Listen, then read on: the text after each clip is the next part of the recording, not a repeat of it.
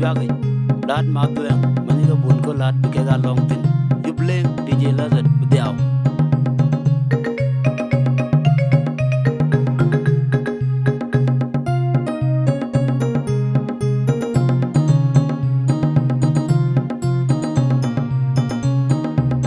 akan karo kado piot koi jong mamerana ban Rai ku jala piat ke gater ke wobai piat de jamen apot kulwere nae akan karo kado piot koi jong mamerana ban Rai ku jala piat ke gater ke wobai piat de jamen apot kulwere nae wati dwanguru jature jepinum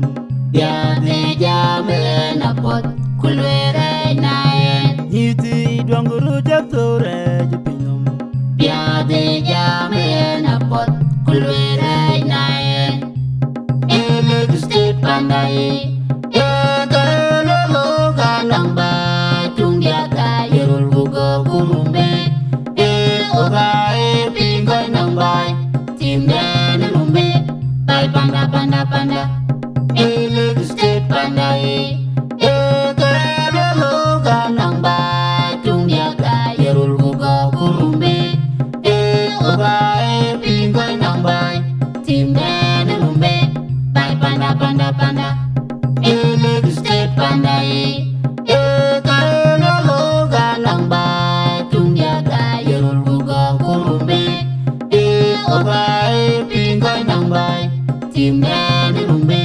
bay panda panda panda mor ma jok ci kwang kata karo nin kata mor ma jok ci per kata karo maral maral mor ma jok kwang kata karo